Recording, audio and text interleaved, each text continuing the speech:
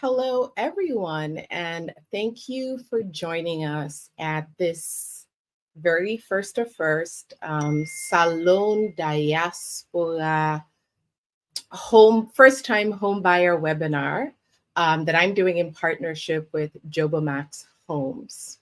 We're just going to wait a couple minutes for more of the people who registered to join. But yes, feel free to send comments in saying where you're joining from. Excited to have you. Because I'm doing this webinar from Maryland in the United States, I don't have to do my usual just in case lights go, just in case the internet's cut that I have to do when I'm streaming from Ghana or Sierra Leone. So that's a refreshing new experience for me. I'm going live and there shall be no technical difficulties here today. ECG, no EDSA problems. Oh, it's very exciting. I'm very happy. I don't have to explain anything. Lights go there, internet go there. No problem at all. So just sit tight. No, just in case lights don't get I'm really interested to hear where all of you are tuning in from. So drop your location in the comments. Hi, Sulio, all the way in Japan. All right, Bob's going to Japan next week, so maybe that's a potential contact for you. Again, my name is Vicky Rameau, and I am a PR and digital strategist at VRC Marketing Company, which operates in Sierra Leone and Ghana. And I also have clients here in the US, like Jobomax. And today we're going to be answering all of your questions around home ownership in Sierra Leone from a diaspora perspective. Of course, if you're already in Sierra Leone, this is also for you. But this particular conversation is tailored specifically for the diaspora. However, I believe that no matter where you're from, whatever we talk about here today is going to resonate with you as well, because the challenges are across the board.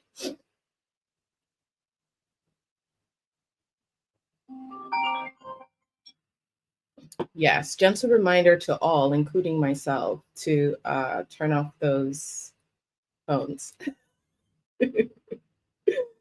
Okay, so I think we're going to get started. Thank you to those of you joining in Chicago and Arlington, Virginia, and Atlanta, and of course, Freetown. It's a pleasure to have you.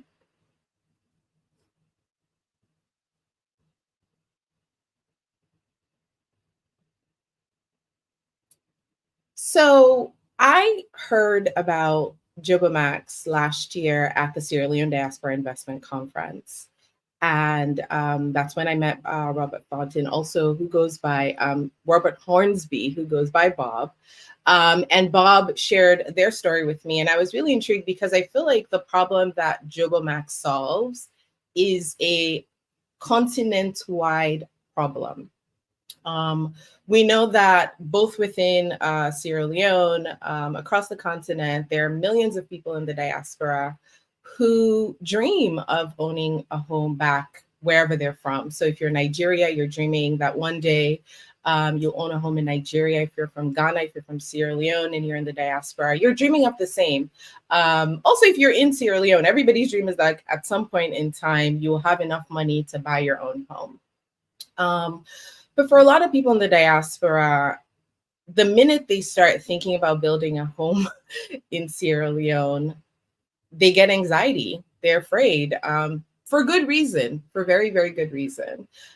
Because the road to home ownership, even when you're present within the country, is challenging, let alone when you are away and you have to send money back.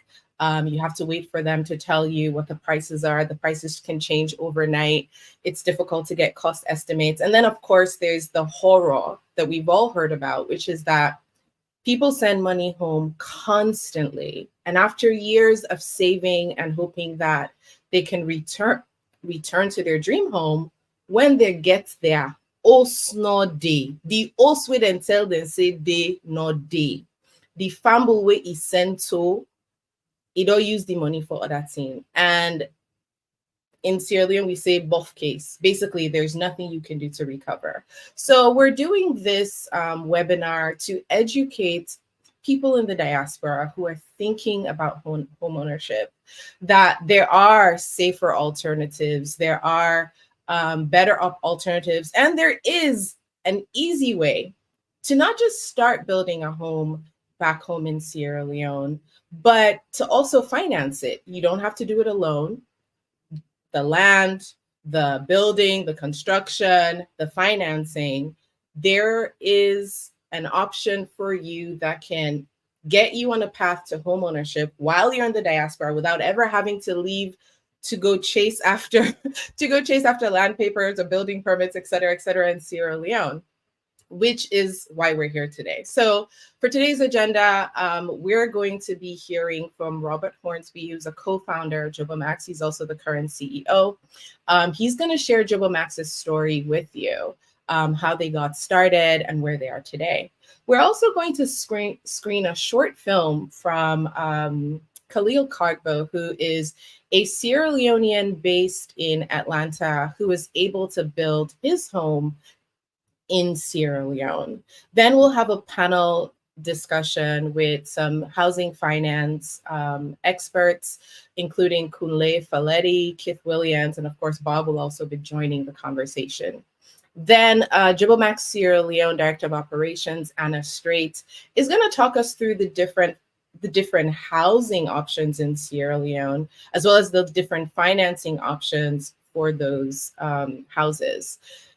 Then we'll move into a Q&A. So if you have questions throughout the panel discussion, throughout this presentation, please write them down, hold on to them. We'll get to a Q&A section, and there you'll be able to ask all of your questions. Now, if for whatever reason this webinar ends before you get to ask your question, we're going to close with a contact slide. You can contact JoboMax at the end for follow-up. You'll also be getting a link to this webinar after this presentation if you want to return to any of the contents later on. Okay, so let's get this show on the road. Again, if you don't know me, I'd be shocked if you're tuning in today and you don't know me, but just in case, just in case you don't know me, my name is Vicky Rameau, and I'm a Sierra Leonean journalist, TV host, podcast producer. I'm also a PR and communications digital strategist at VRNC Marketing in Sierra Leone and Ghana. Our website is vrcmarketing.com. I help companies like JoboMax develop communications and digital strategy to help them better engage with their customers, both in Sierra Leone and in the diaspora. I also sit on the board of an amazing quality education organization that builds schools and develops supports programming to increase quality education access in Sierra Leone. When I have extra time, because clearly with all these things, I still have time, I also write children's books to help connect Sierra Leonean children with stories that can help them learn how to read, but also connect them with their culture. I will now introduce you to Bob. Bob likes, he prefers, yeah, there you go. So Bob, who is the CEO and co-founder of JoboMax, is going to take us through the JoboMax story. Great. Thank you so much, Vicky. And thanks to everyone joining us from all over the country and all over the world. It's really exciting to see the comments pop up here and see where people are from. So JoboMax as a company has actually been around almost 20 years, started in 2005 with two partners. One, Jonathan Halloran, he and I had met as Peace Corps volunteers in West Africa in the early 90s. And then here in Philadelphia, I had met Mamadi Doumbouya, who had immigrated from Guinea in the late 60s. Mamadi was older, more my father's generation. But the three of us got together because we were interested in doing work on the continent and did some work in fair trade, import, export for a few years. But then coming into 2013, 2014, we looked closely at the real estate market. And on the one hand, Jonathan, who's a civil engineer, had done a business plan while he was in business school at INSEAD. He'd done a business plan for housing in Ghana, which he was driven to do based on what he had seen in his town in Cote d'Ivoire of how long it was taking people to complete construction on houses. Mamadi, on the other hand, as a diasporan, had been trying to build his own home in Guinea for more than 10 years and didn't have much more than a rough structure with a roof on it to show for it. So 2013, we started talking to other members of the Guinea diaspora here in Philadelphia and in greater Delaware Valley, and realized that there was a problem. And we came at that problem, those of us, Jonathan and I, from a Peace Corps perspective of caring about that part of the world and seeing opportunities to build capacity and solve problems. And Mamadi coming at it from the perspectives of someone in the diaspora who wanted to invest back home, but had experienced some frustrations trying to do that. So we as managers are highly trained. We graduate degrees from business schools and international affairs schools. So we bring sort of a top level perspective that's informed by that kind of training. But more importantly, probably, is the fact that we have 100% local management of our operations on the ground. And this is not something that everybody naturally does when they try to invest in West Africa. In fact, when we were raising money for this real estate business in 2014 and 2015, there were a number of investors that told us, hey, this will never work if you don't move over there, live there full time, and supervise everything, because the local talent pool is just not there. And we didn't believe that, and we what we wanted to create was a team of locals that could build and grow a business in Guinea, and then put ourselves in a position to recreate that in other countries like Sierra Leone, like Ghana, Senegal, Cote d'Ivoire. And so that's what we've done. We've invested in training and staff development. The guy that runs our Guinea operation now started as a project manager and has worked his way up to country manager. And we've had people that came in as junior accountants that now run that are head of accounting there. In addition, one thing we're really proud of is that 40% of our team in Guinea is women, and we believe it's important to create opportunities for women in business in general, and particularly in construction, to have that kind of representation from women in a company in the construction industry is unheard of globally, not to mention in West Africa. But it is something we're proud of, and it's something that's been very good for us to have.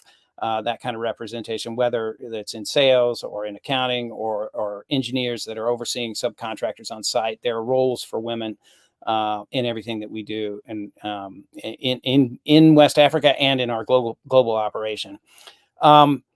Since we started 2014, we've built over 100 homes in total in Guinea and Sierra Leone, with prices ranging from as low as $19,000 up to over $200,000. Average in the past few years has been around $100,000.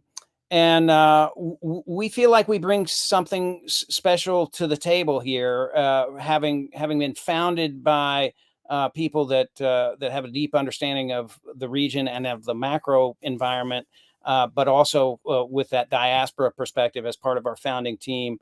We're able to deliver something that not a lot of other folks are, in terms of meeting our clients where they are and understanding their needs. Vicki already spoke to some of this in her introduction, but I think it bears repeating that there are thousands upon thousands of Sierra Leoneans in the diaspora who have a deep affection and attraction for their home country. They want to invest. They want to have a place to go back to, and they have the means to do that, and they are ready to do that. And yet it can be a scary thing to try to do if you're sitting in Atlanta or Oita, Japan, or Massachusetts or London, because it's far away, and managing anything from a distance can be complicated, and it can be risky. And there are lots of elements to that risk. Some of that has to do with just sort of the infrastructure around land titling and how challenging it can be to go through all the necessary steps to verify title. We have, when we buy land in Guinea, we have a 55-point acquisition checklist that we go through, and we've sort of modified that for the Sierra Leone environment as well, because we know how important it is to check absolutely everything when you're getting land. But beyond the challenges with clearing land title, is the challenge that that a lot of people living in West Africa have this vision that they imagine that for you in the diaspora, money grows on trees. And so when you send your money over for your project, and they take that and they look at it and they think, oh well, I've got this other thing that's important to me, and your funds, some or all of your funds maybe are getting diverted to other projects. It's based on a fundamental misunderstanding, I think, of how hard the diaspora works around the world. We've been doing business with the West African diaspora in the U.S. and around the world for 10 years, but more than 10 years now. And I don't know of a harder working group of people in the world. And it's heartbreaking to hear stories, and we hear these stories all the time, of people that have tried to get a home built without us before coming to us, and how often that has ended in tears. Can we go back to the prior slide just a second? Yeah. So you've got the land title issue, you've got the money issue, and then you've got construction quality. Because if you find somebody you can trust with your money, to also have somebody that knows how to manage a construction project can be tricky. On top of all that, there's no financing available. Banks in Europe and North America, good luck finding one that will give you a mortgage to build in Sierra Leone or anywhere in West Africa. And if you've ever dealt with banks in Sierra Leone or Guinea or Ghana, you know how much you can expect from them. Even the countries like Ghana that have a somewhat developed mortgage market don't really offer products that make things affordable and accessible for most of the population, and certainly not for the diaspora. So these are the problems that we're working on solving, and we can go to that next slide now. This is these are the problems we've been working on, and this is what we're driven to solve. So can you use local people to build high quality housing to international standards in West Africa? You absolutely can. We have done it over 100 times.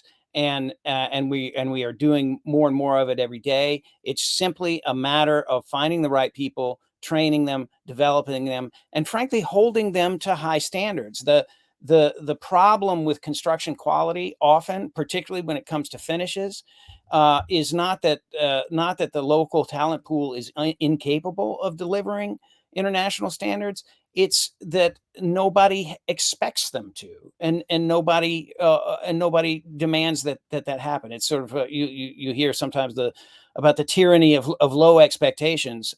Well, that's not how we operate. We believe that people can execute that work, and it's really nice to see tradespeople. There's a story Jonathan likes to tell about one of the people that had done the tile on one of our houses in Guinea, who likes to come and bring his family to show them the work that he did, because we pushed him to deliver a higher quality product, and he's so proud of what he accomplished on that he likes to bring people and show that to them.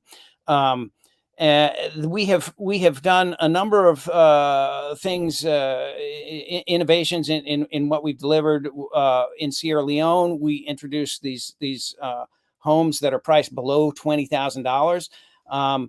that is still not as far as we would like to go in terms of affordability for the local market.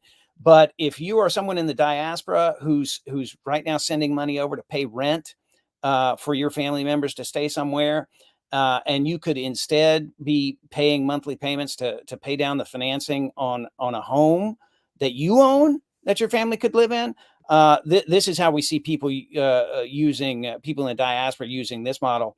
And then we have more expensive models too. But to get to that price point, you really have to be creative. So people in West Africa really like cement and concrete as they like, something that's sturdy, but steel reinforced concrete and cement stucco over cement masonry walls is expensive stuff. And so we work to find ways to create a product that's high quality and affordable and good for the environment. So these lower cost models and are using replacing in a lot of the walls. We're replacing cement masonry units with what's called enhanced earth block, which are solid blocks made with local earth and cement, but cement in lower qualities than in traditional cement masonry. They're actually stronger because they're not hollow, and also they have better thermal properties. So houses built with this product are actually more comfortable in the heat than the traditional cement stucco over cement masonry block. And they're more friendly to the environment, and they're more affordable. So we like to innovate that way. And then we've also started to use those products in some of our other models. This model behind me is called the Washington, which is a more expensive model, but you can see that that the red section there is that on the walls is that enhanced earth block, which we use more as a kind of a design feature on these walls, but we like to incorporate that wherever we can. Some things that people are sometimes surprised to hear about us is that we will deliver your home typically in 6 to 12 months if we don't run into sort of unforeseen challenges, either with weather or sort of supply issues. Most people, if you're in the diaspora and you have built a home, or know people who have, I would be surprised if you've found people who've gotten that project done in less than 5 years. And we talk to people often for whom those projects can take 10 years or more. So getting something built quickly is something that we're proud of being able to do. We can get started with a deposit of 30% of the price. A lot of other developers active in the region will want you to put down 70% or more before they start building. And then you have to worry about how they're managing their cash flow and whether your money is actually going to your project.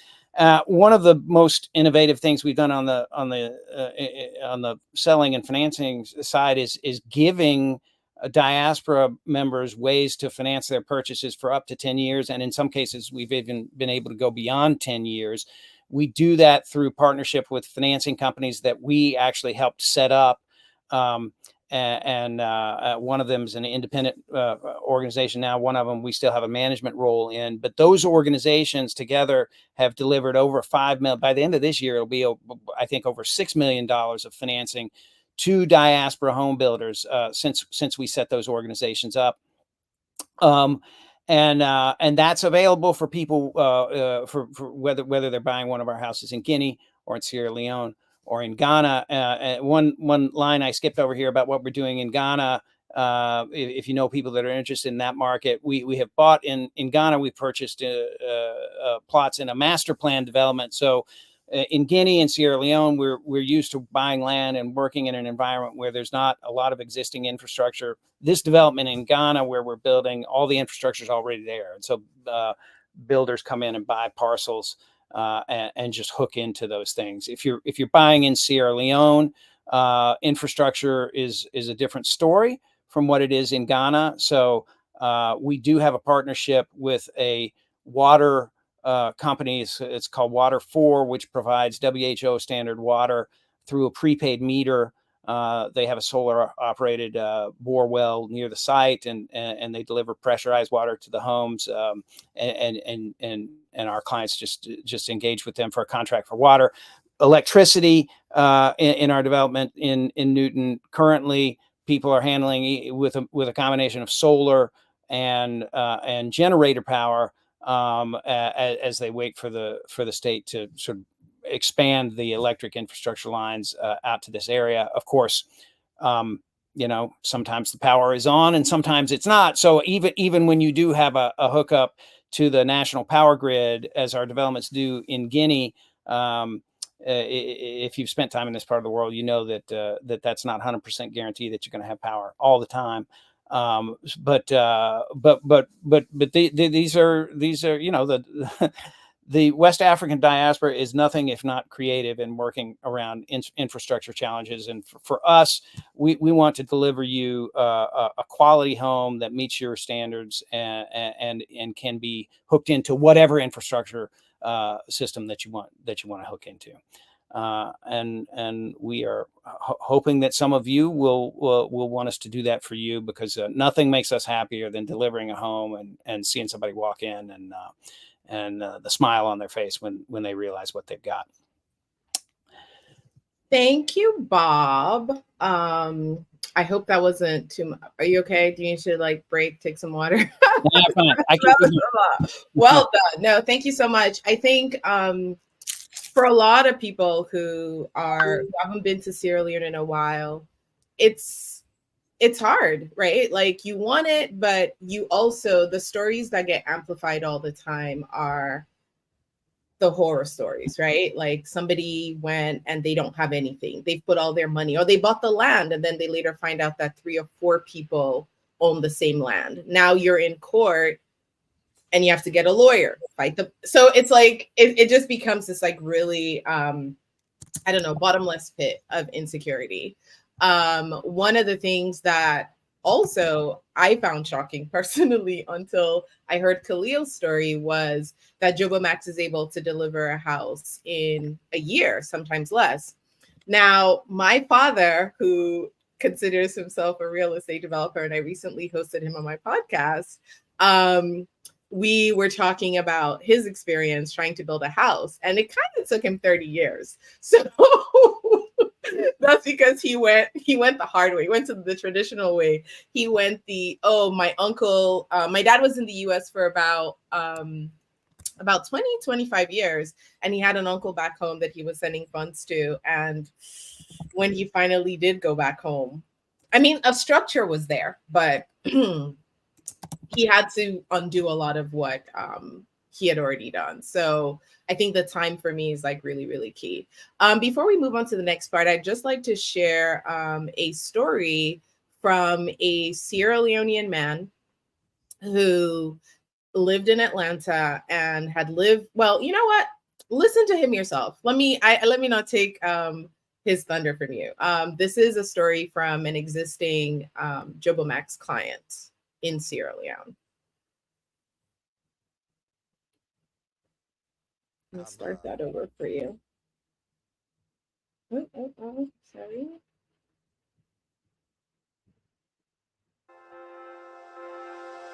They build this place 10 months exactly. Sorry, I want to start that. Jobo Max is a great company. They build this place 10 months exactly. They gave me the keys. They even late for 1 week, they pay. My name is Khalil S. Kabo. I was born in Sierra Leone, and I'm a Sierra Leonean, in a small village called Matoya, and I've been out of this country for 45 years. I just started coming here 2 years ago. In America, I'm a trained trainer. I train nurses. I help elderlies. I have a medical training center, and I have a home care. I take care of human beings. So one day I came from work. My friend came to visit here in Sierra Leone, Freetown. He called me, he said, I found a company that want to build houses in Sierra Leone, especially Waterloo. Why don't you go and look at it? I said, no, I don't want to do nothing like that in Sierra Leone. After I found out that Jumbo Max are building houses, he said, oh yeah, they have a properties in Guinea. I said, give me the picture, how they do it. So he gave me one person who has a house there that lives in Atlanta, Georgia. I talked to the person. He said, if you don't decide to live, the houses are not that big like you people here. Like my house in Atlanta, no. He said, but they're satisfactory. He said, do it. Then they show me another Gambian guy. Then they show me another guy from Ghana. That's how I built up the trust. Because I didn't want to do nothing here concerning a house. No, because I left here too long. 45 years. Whom I'm going to take to court here. Because that's the procedure if you don't want to do it. So that's how I found out. I made up my mind. My people, they don't give you what you need and on time. My experience, I came first. I built a complete compound to my village. What I learned there, I have to buy stones, I have to buy sand, I have to beat blocks, I have to do everything. Jumbo Max, you don't have to. You pay the money, they give you the time to get your property. So no problem here. There I was having a problem if you want me to compare. Okay? I came back, I opened a company. That company I have a lot of problems. But with Jumbo Max, no problem at all. When they put the foundation, every day when I go to my office in America, I go into the computer. If they put the beam, they tell you, today we put the beam. If they put the windows, they tell you, the day they finish, I know. When they left to paint the inside, but the time reached for me to come, I knew where they start, where they stop. Every blessed day, I just go one button, Jumbo Max, where are we? The computer, they tell me where they start, where are they doing today. I even see the people when they're working. So, no problem there at all. Up to date.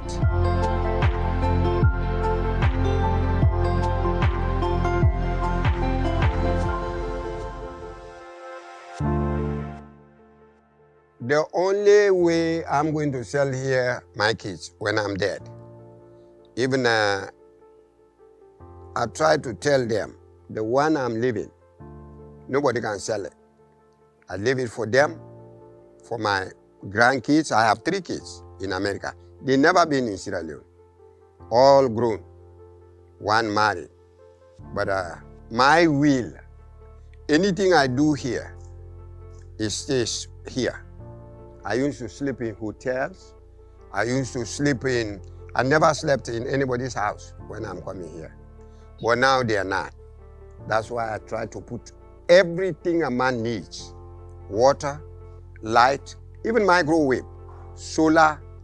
My light is 24 hours so that they don't come and say, oh, daddy, we come into struggle. They need everything inside. So I don't plan to sell it myself. Only if I pass away, they decide to do it, it's up to them. Don't call a friend, don't call a relative. They will lie to you. Call who knows about Jumbo Max. If you want to call me, I'm free, 24 hours. And my experience, when they send you the plan for watch your computer, do it. Because they tell you where they start, where they're going, what they're doing. So nobody in Sierra Leone can do that. Because I have seen friends who send money here, they snap and send to them fake. But Jumbo Max don't fake. They tell you the truth. So I'm available. Or any other person. The only thing I don't know, I've been given the website to a lot of people in America. So they have them. And Jumbo Max will send you the information.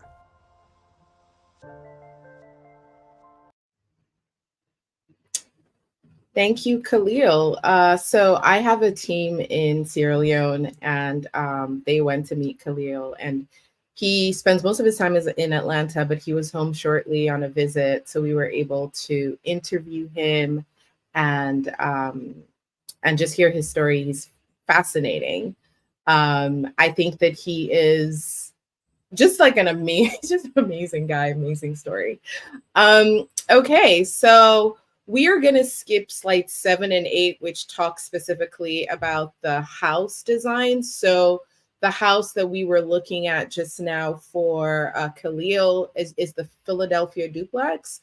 Someone from sales will talk you through that later. But now I want us to move to the next part of our program, and I'd like to introduce you to our panelists. I'll bring them on and then introduce them. So let me bring them on. And Bob. Okay. What's the best way to do that? Even better. Okay. So first up, we have Adekunle Faleri, who is the Assistant VP of Real Estate Fulfillment and Lending at Truist. He's a highly skilled mortgage professional and international housing finance expert with over 20 years of experience in stable and progressive public quoted years of stable and progressive experience with publicly quoted renowned financial institutions in the US and West Africa. Before joining Truist, he was with the World Bank as a housing finance consultant and mortgage specialist in a Nigerian housing finance program. Welcome, Kunle. Is it Kunle is okay, correct? Yes, Adi Kunle. Hold on, I think. Thank you. Okay, perfect. I can hear you now. Hi, everyone. Thank you for joining us, Kunle. Thank you. Next, I'd like to introduce you to Keith Williams. Keith is the First of all, Keith, are you a DNA Sierra Leonean? I want to claim you. I am. Thank you. Thank you for that. Welcome. Keith is a DNA Sierra Leonean, and he's the CFO Greenwich Hazelton Group. He is a transformative leader in real estate development and finance, and with over a decade of experience in commercial banking, underwriting, and risk analysis. Keith has a proven track record in managing complex financial portfolios and driving strategic growth. He's also a very strong advocate for African Americans reclaiming their heritage through real estate investment and just like investing in West Africa overall. So welcome, Keith. Thank you. And I'm not going to introduce Bob because Bob is Bob, but maybe I'll give you, okay, I didn't read his bio before, so I'll just give you a brief bio. Since 1991, Bob has built and led teams as a business development and project management executive in various entrepreneurial settings. From 2000 to 2004, he was president of technology services company Slingshot Solutions. He directed new business unit development for overseas strategic consulting before co-founding Jobomax.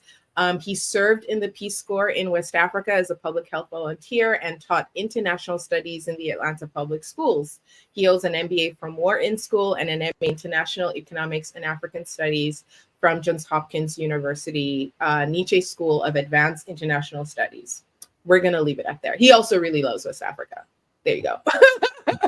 And you can catch him at every Africa Diaspora event in the Philly area. He goes to everything. So thank you for joining us. So Kunle, I want to start with you. News from the sub-region recently has been shaky. There's a lot of concern about security. And I think a lot of people in the diaspora are wondering how these new developments could potentially impact real estate development or the housing market, especially for those who are looking more on the investment side, less on I want to build a house to live, but property as investment. What do you think? How do you think, if at all, this could affect the real estate market in the sub-region? So thanks for having me on the panel. And The issue of security is going to be in the sub-region for a while because the democracies across Africa is still maturing. I think in the last 12 months, we've had 3 to 4 military interventions, so that's not going to go away. What's going to remain is the fact that it's a growing economy, and anywhere there is growth, there is opportunities. A couple of weeks ago, I was reading on Statista that the real estate forecast for Sierra Leone is going to be 54.5 billion in 2024. Of this number, 49.5 of that is going to be consumer, residential real estate. So despite the challenges, there are also the opportunities. I've been in the United States for 30 years. The last 20 years, I go to Africa 3-4 times a year. My paths crossed with Jobo Max 5-6 years ago. And, I've been on the same flight to Africa with Bob, 3-4 times.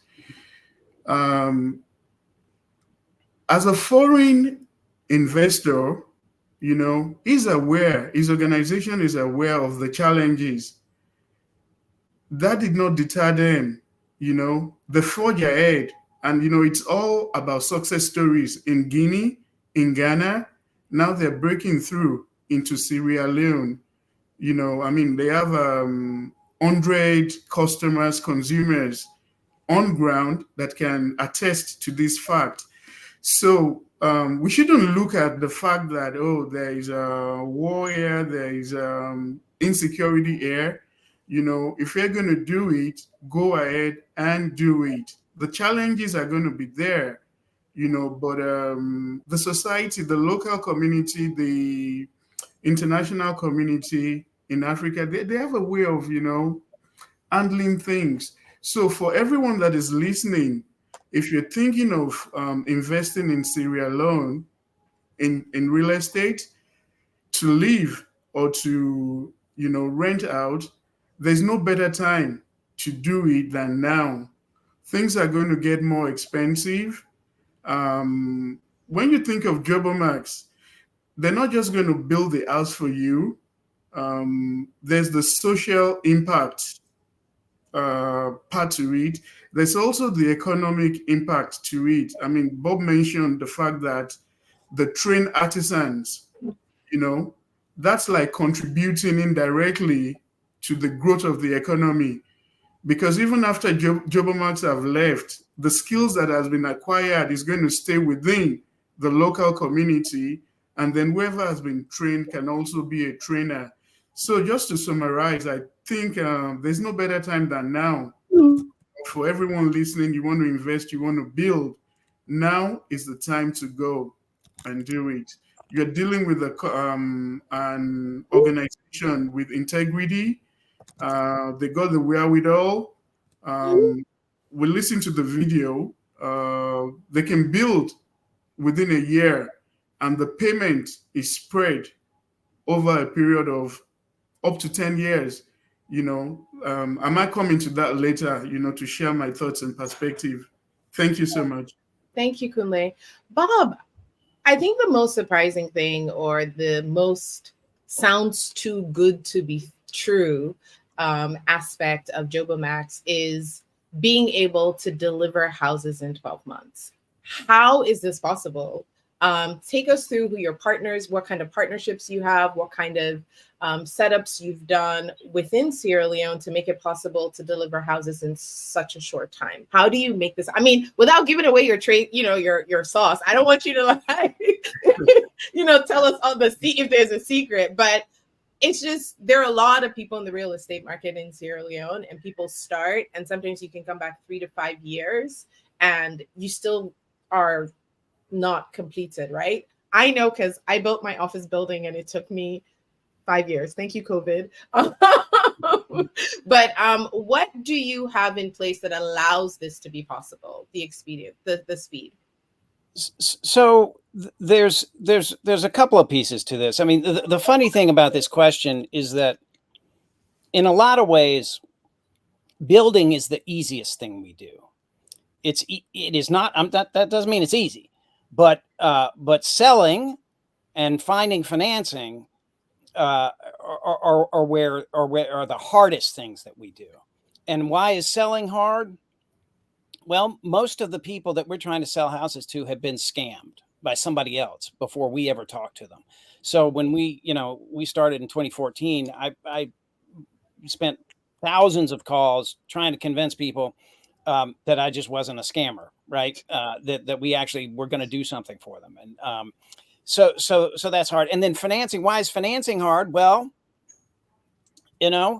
there is a global bias against the continent of Africa. People outside of Africa tend to view it primarily as a place to extract resources and not a place to invest meaningfully in infrastructure or in the people. Our view is that the most valuable thing on the continent is the human capital there, and it's a growth market. You're talking about a very young, very quick, fast growing population. And so how do we get houses built on schedule? A lot of it has to do with the time and effort we put into vetting subcontractors, because we're using all local labor.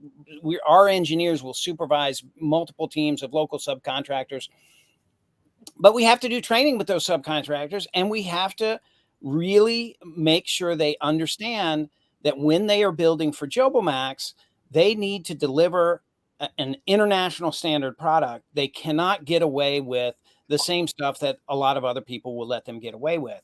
And that has been a lot of work for us. We've been through a lot of people internally who we try to develop, and you get to a point where you realize that it's just not going to work, and you need to bring somebody else in and give somebody else a chance. And we've been through a lot of subcontractors.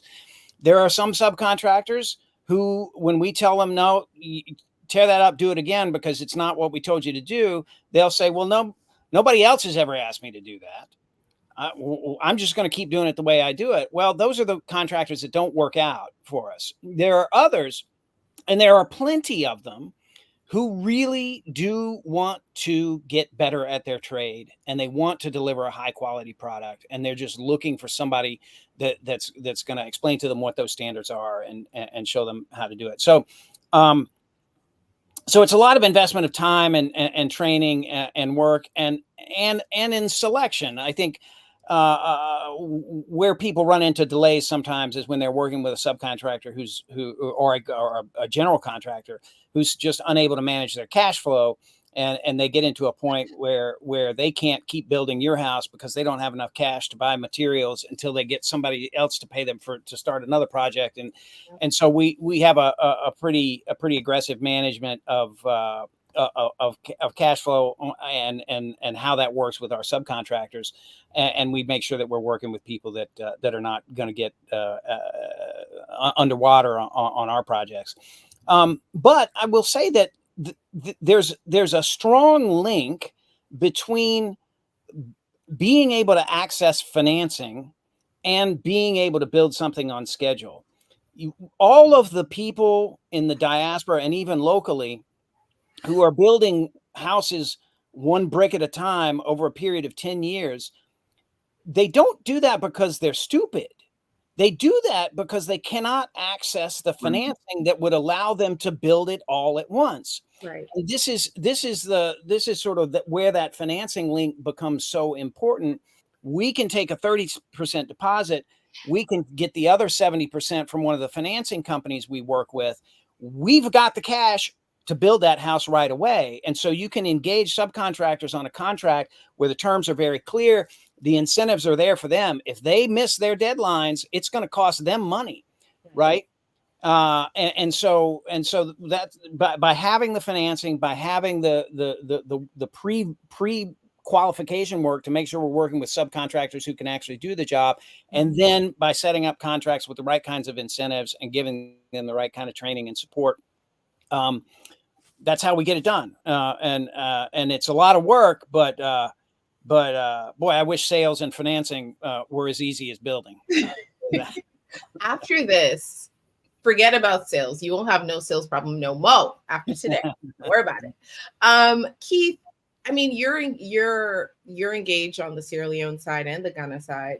Tell me a little bit about the differences in the real estate market that you've seen between Ghana and Sierra Leone. Of course, these are completely two different markets.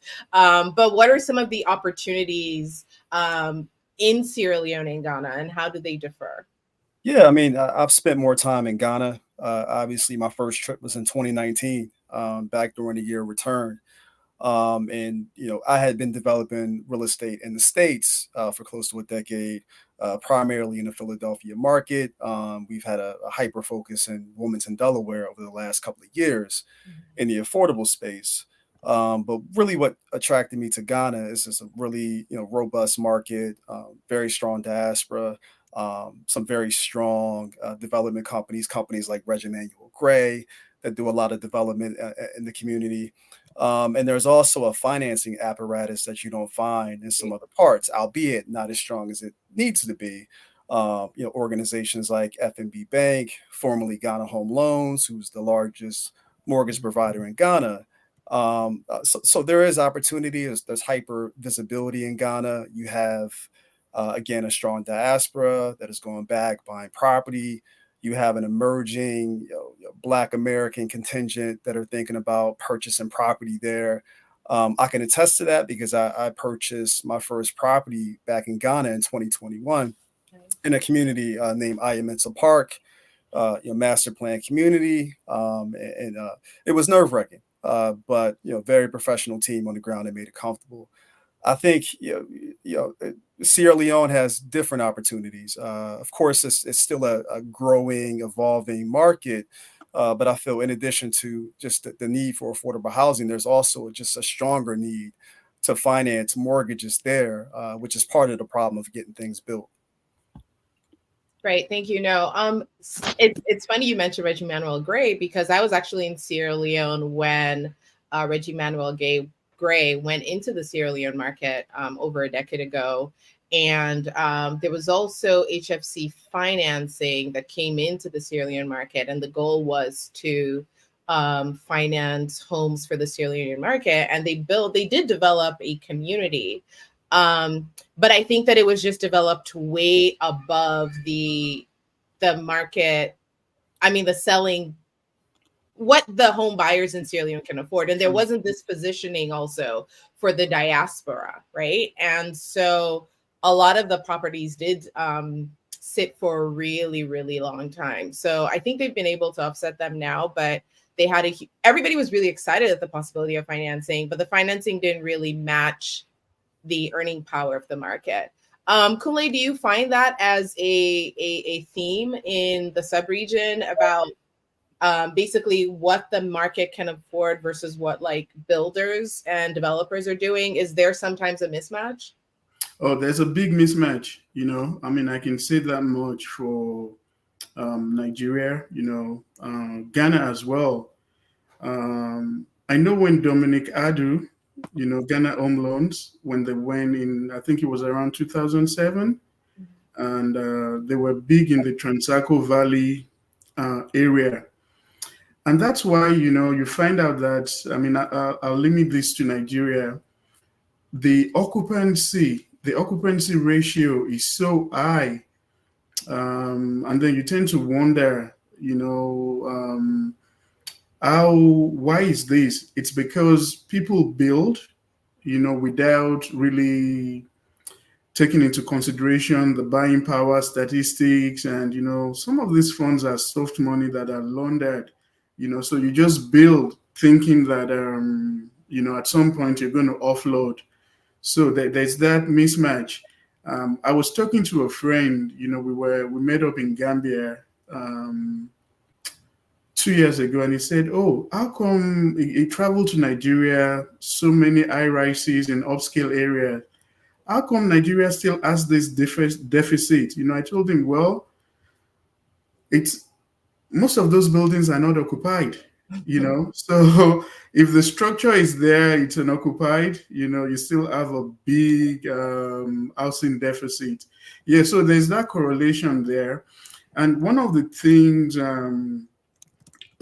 bespoke companies like Jobomax do is the fact that they're able to marry the demand with the supply. I read in the chat, you know, someone said, why don't Jobomax build high-rise? And, you know, that's not the focus, you know. That will change the focus of, you know, what they're doing. It's going to be more of a speculative thing versus, you know, delivering bespoke product. So, and I think the part of the success story again, you know, is the fact that Bob mentioned the ability to be able to build within an established time frame when other people find it difficult. 30% down. And by the way, I read on the chat, you know, that 30% down is a bit too much. In the local market, the banks, First Bank, GT Bank, UBA, for a mortgage, you have to put 50% down and then you repay over 5 years. I'm saying this with all sense of responsibility. When I left the United States to go to Nigeria in 2008, I was the CEO of the mortgage subsidiary of Africa's largest bank, United Bank for Africa, UBA. You know, and then I left there to go to Diamond Bank to be the CEO. So I'm saying this from an informed perspective. You know, I'm not saying it because I read it in the news or, you know, I was part of it, you know. You were the one doing it. It was you. You were the not me. I just do my work. Thank you. Thanks, Louis. Bob, how do you keep things balanced, right? On the one hand, I mean, you've touched on that a little bit, but how does the financing option here make it possible for people to actually own these homes, right? How do you, at the price point, as the price point that Jobomax homes come in Sierra Leone, how do the numbers work out, right, over a period of time for the buyers? So I'm not sure. I'm not sure exactly what you're asking, but I'll try to speak to it. Like, okay, so I guess I'm trying to ask. So I'm a buyer, and I've, you know, raised capital for this 30%. When it comes to the mortgage payments over time, what can I expect? Like, what does that look like for me? Sure. So just as a rough ballpark, the way our financing works, if you put a 30% deposit down and you take a 10-year financing, your monthly payments over those 10 years will be about 1% of the cost of the price of the house. So, for example, if the house is $100,000, you put $30,000 down as a deposit, and you take a 10-year term, you'll be paying a little bit more than $1,000 a month. Okay. That's just a rough rule of thumb. Now, this question about what's the right number for a down payment is an interesting question. And when we started offering financing, we were offering 20% down, and then we moved to 30% down, partly because there's this trade-off that you know, what makes a down payment more affordable automatically makes a monthly payment less affordable. Right.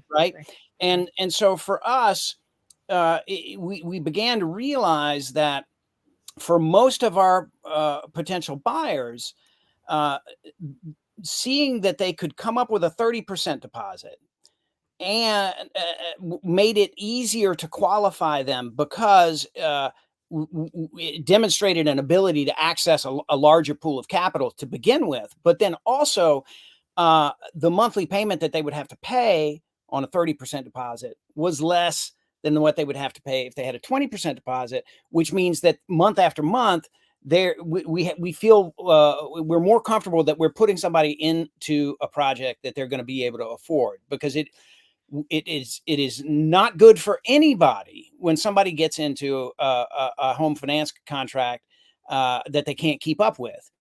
It's bad for the buyer. It's bad for us. Now we've gone through a couple of those, had to foreclose on people that couldn't make it. And I will say that, and Kunle, I'm going to beat Kunle up a little bit here because he works for a bank in the U.S. now, and if you've got a mortgage from a bank in the U.S. and you get underwater on your mortgage, the bank takes that house and sells it. You think you're going to get anything back ever? Highly unlikely. No. The small number of foreclosures that we've had to do, we have made sure that the investors that financed that home purchase are made whole. They get the return that they signed up to get, and we've always been able to get something back to the homeowner. Now, the financing charges that you pay, those are gone. That's what pays the investors who are providing the financing in the first place. But we've seen situations where even some people even get close to the principal that they put in, because if you've been in a house for a few years in one of our developments, prices go up. I mean, we can barely afford to buy land next to where we're building in Guinea, because the land value has gone up by about 10 times since we started building there. And so house values go up with that. So we try to underwrite pretty conservatively, because we don't want people to get into a situation where they can't afford something.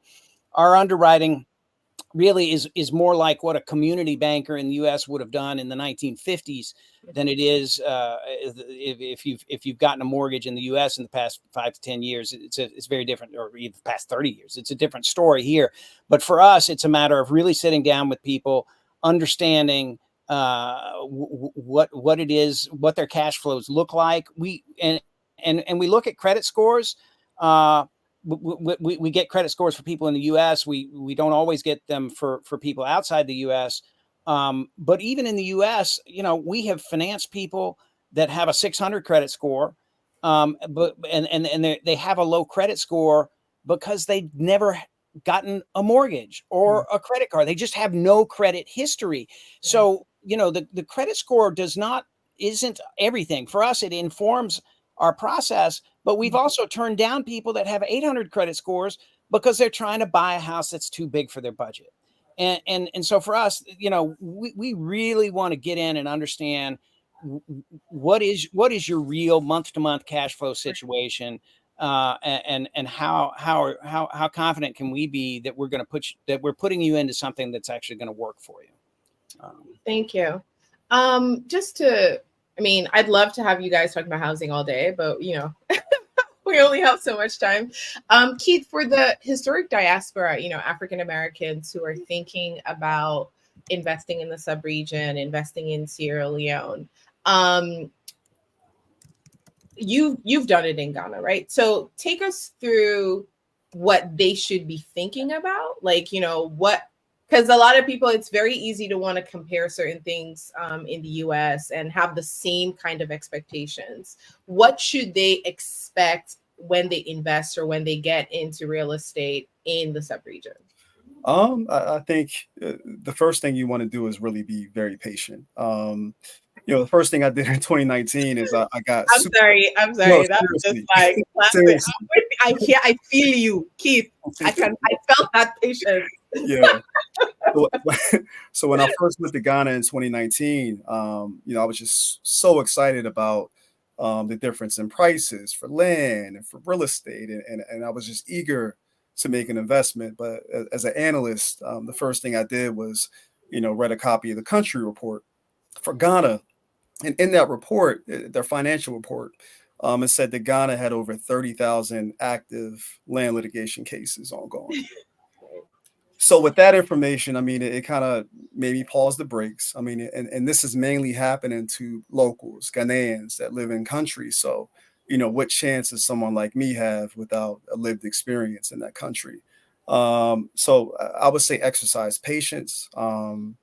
I would say try to find the most reputable companies you can. Even if something's shiny and the price is cheap, I would say avoid it and just look for a company you can trust. And that's really what drew us to invest with Jobomax in our project in Apollonia City, is because they have a long track record. They deal in U.S. contracts, which makes people comfortable.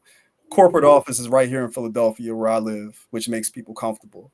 And there's so many testimonies of people that they've dealt with that have gotten what they paid for, which is important. So again, exercise patience, do your research, get a lawyer involved, and those are the main things.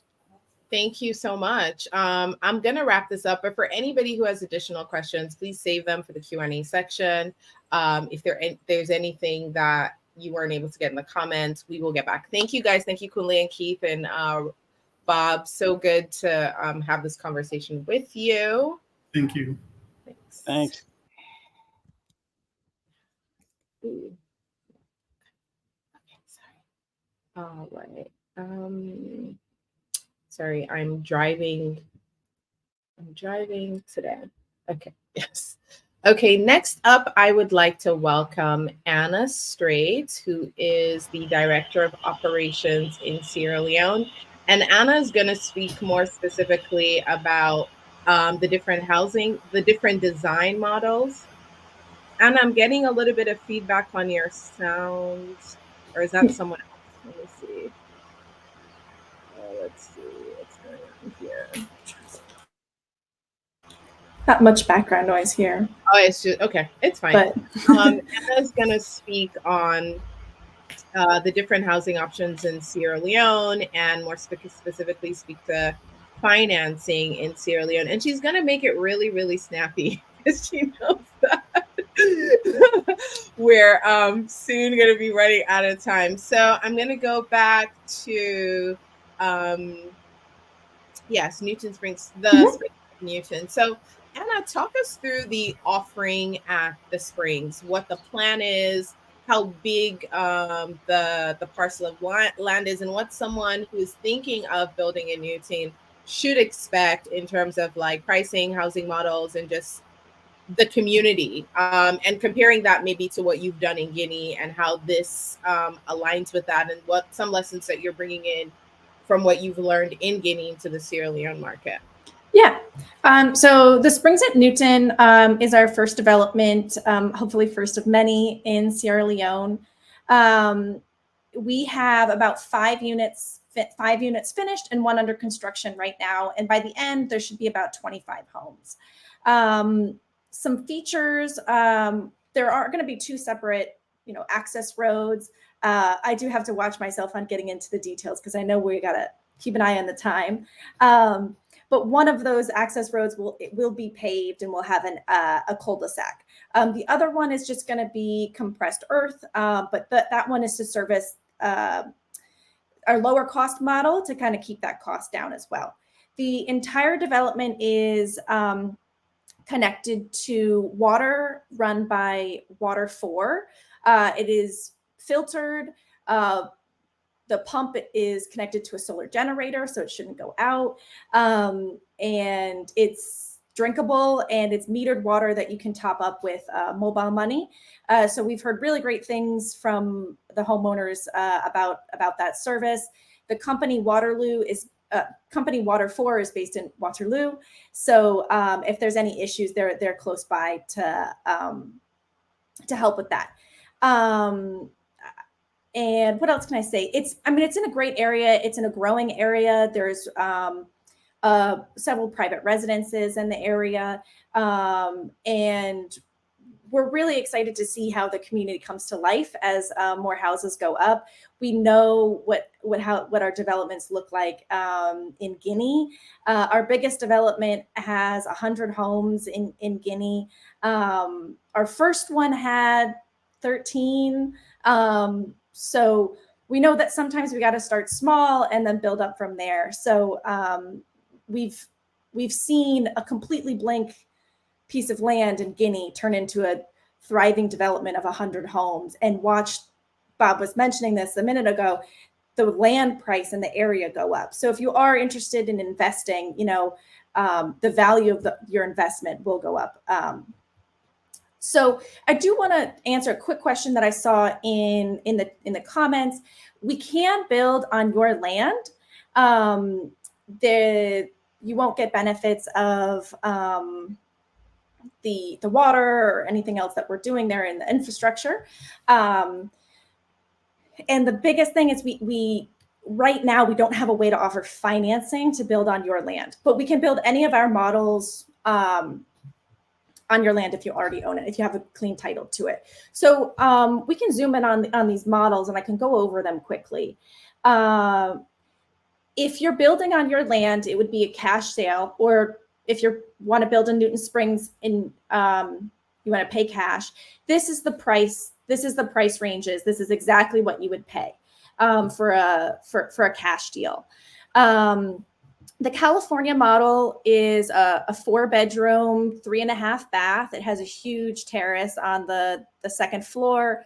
So it'd be very breezy. It's a great place to hang out and look at the beautiful area surrounded by palm trees and birds and everything. That one is $270,000. The Philadelphia duplex, it's what we saw my best friend Khalil Carbo has. It is sold, it is a townhouse, so it is sold it's a semi-detached home, so there are 2 halves to it. For the Philadelphia, Washington, and London, we do have a standard and a luxe version. It's basically the same floor plan, but there are some additional finishes, and there might be, an annex or something added on. So for example, in the Philadelphia luxe, there is a separation wall, making your courtyard completely private. So you don't have to worry about your neighbor. In the Washington, I'd say one of the biggest differences there is there's an annex that has an extra bedroom, bathroom, and kitchen in the luxe, and that's not included in the standard. So the standard is a 3-bedroom and the luxe is a 4-bedroom. And then the London bungalow is our smallest model, and that is those houses will have like a dirt road access to their house. Again, that's just to try to keep the cost down for this house. And that's a 3-bedroom, 2-bath. I forgot to mention the Washington would have either 2 or 3 bathrooms, depending on if it's standard or luxe. All these houses have at least 1 bedroom with an in-suite bathroom. And some other major differences between the standard and the luxe would be a finished kitchen, nicer tiles, hot water, air conditioning, units included. And then there's things like light fixtures, plumbing fixtures. It just changes with the luxe models. So I want everyone to kind of take a look at those prices real quick. I'm going to dive into the financing. So I'm going to take the Washington standard as an example when we go over the financing, but maybe just pick one for a second, try to keep it in your mind. So when we go over the financing, you can kind of try to set some numbers to the house that you think you want. So I will go over the funding options that are in Sierra Leone. A lot of other people have talked about this already today. There's basically no mortgage option from international banks.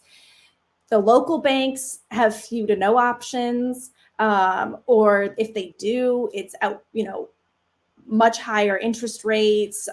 They also have limits like you can't borrow after 60, so you have to pay off the house by the time you turn 60. And that's not really realistic for a lot of our buyers who are planning to retire, and they're planning to use maybe their retirement or their Social Security to keep making payments while they're living in the house. So this doesn't really help a large percentage of our buyers. Paying cash, you definitely, that's the advantage there is you pay no interest. It can take a while to save up all that money. And you can't be enjoying your investment until you have all that money and you've spent it. Next one, right. So personal loans, this is an option for a select few. One example would be like a home equity line of credit in the U.S., but you have to be a a homeowner already, and that's not a lot of our customers. But it's otherwise to get a personal loan for $130,000 is not really realistic without without something like this. And then we went over the build and pay as you go. You get some money, you put it in, but some other risks of that and disadvantages are the materials can get stolen. I heard somebody, they built it up, they put pipes in the walls, the pipes got stolen.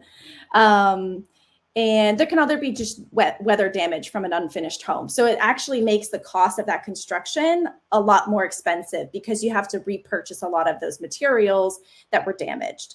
And then lastly, Jobo Max Global offers financing for up to 70% of the house for terms of 10 to 15 years.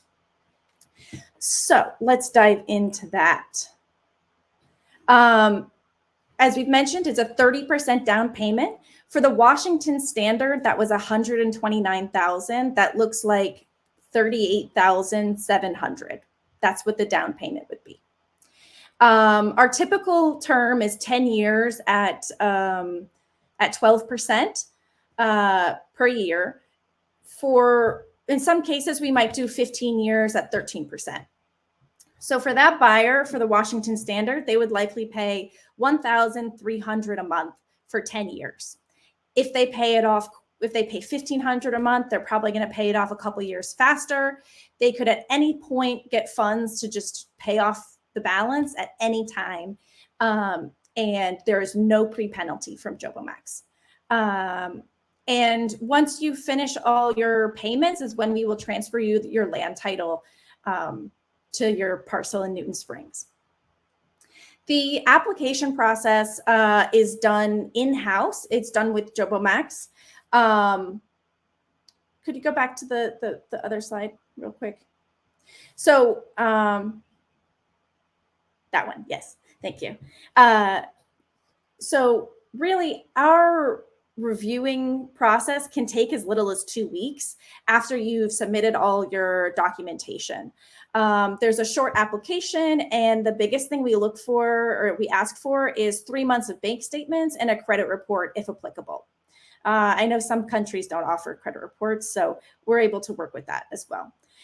We can help you with collecting those documents to make the process go a little bit faster. And sometimes this might be somebody's first time applying for financing, so they don't really know what they're trying to prove with this documentation. So we're happy to help with that.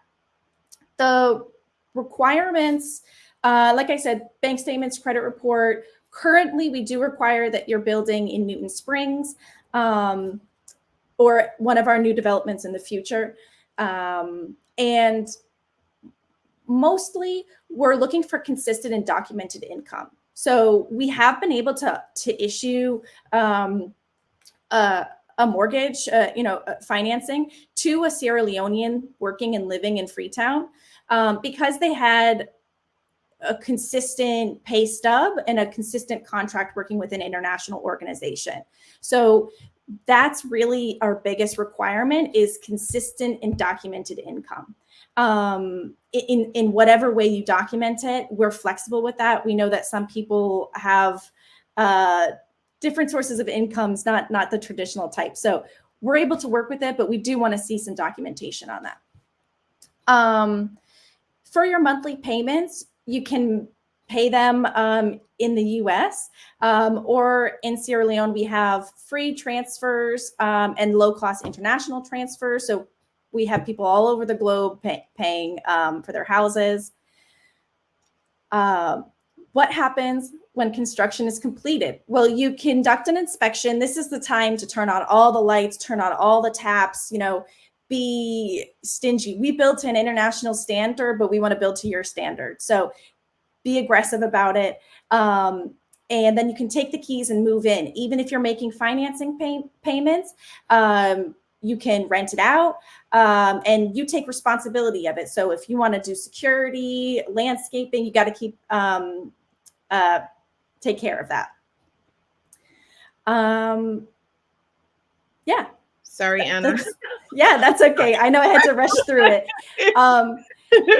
No, I just wanted us to just move Uh-huh. on right into the Q&A, which Sure. if anybody has additional questions, because we only have about 10 minutes at most. And so if you have any questions specifically about anything that's presented, I'm going to put Kunle back and Bob back. Is Keith still with us? Yes. And Keith. Hopefully he'll join us soon. And should you have any questions, I know Kunle and Bob have to drop off in about 10 minutes. So I'm going to look through if there are any questions that come through. Someone.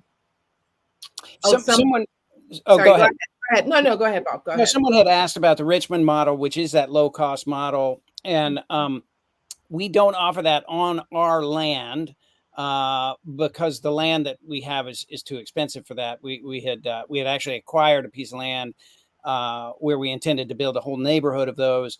And it turned out the infrastructure work to get the foundations for that was going to be so expensive that we could not deliver those. We do have some nice land to sell if people want some nice land nearby where we're building. But we do still work in partnership with an organization called Home Leone that has done a version of that Richmond model. And Anna, I don't know if we're able to offer any of those still, but we have sold a couple for them near our developments. So. Yes. Mm-hmm. Since we haven't had any questions come in, Anna, could you speak really quickly about today's special offer for people who've joined the webinar and who are, in case they want to move to, a sales call or just like an exploratory call? Please tell us a little bit about this special offer. Yeah, absolutely. So like we mentioned, there's a 30% down payment. And for you guys taking the time to join us today and listen to what we're doing in Sierra Leone, we'd like to offer you guys $1,000 off that down payment. So this would, again, for the Washington Standard, that's $38,700. You would just be budgeting $37,700 instead. And you can speak with me. I think Tinashe is on this call as well. We'd probably be Tinashe, Bob, or myself. You'd probably be speaking with one of us about the sales process, getting into the nitty gritty of these models, getting into the nitty gritty of the financing. I know I rushed through that. And figuring out which one's best for you and your budget and what kind of modifications we can do. For example, if you want a standard, but you really want AC, we can definitely do that. That's one of the advantages of us building for you after you sign the contract, is we can kind of do some small customizations like that. We can accommodate that. Again. Yeah. I did want to mention the phone number there is my phone number. Unfortunately, I turn my phone off during the day so I can focus on work. So that's probably not the best number to reach me at. Our office number, I'll put it again in the chat, is 215-253-3691. I will put it in the chat again. Sorry, say that again. I'll just add it as a banner that can tick across the screen. Okay, 215 plus 215. That's in, yeah, okay, plus one for international. 215 253 3691. 3691. Call Max. Sorry, I'm doing this in real time. I didn't want to bother my staff in Sierra Leone with helping me today, so please bear with me. There you go. Yeah, so that's the, let me remove the slide. So that's the Max number to call. And thank you so much. I didn't see, let me check one last time for comments. Yes, I didn't see any questions. I love it when I can get through these within time. So I feel like a champ right now. 1 hour, 25 minutes. I'm going to give everybody back 5 minutes. Congratulations. Like, well done to us. We started on time. I'm all about timeliness, you guys. Like, I love it. We So are too. you know, I never want to like take up more time than something needs to. So thank you so much to everyone who's joined us today. If you registered for the webinar, you will get a link in your email with this video so that you can rewatch it again. If you didn't register for the webinar, you can go to JoboMax's website and yes, you can go to jobomax.com to get on their mailing list so that subsequently you can get all the mailings and information, and also you can get a link to the slide. I know that after today, a lot of people will be inboxing me about housing in Sierra Leone. It's okay. I accept. I will make sure if you reach out to me, I'll definitely connect you to Anna or Tinashe or Bob if that's necessary. Thank you to Keith and Kunle and everybody on my team in Sierra Leone and Ghana who worked to help us put these slides together. Thank you, Salwa and Abigail. And yeah, thank you so much for joining us. Have a great weekend. Thanks, guys. Goodbye. Thanks, everyone. Thank Bye-bye. you. Bye-bye.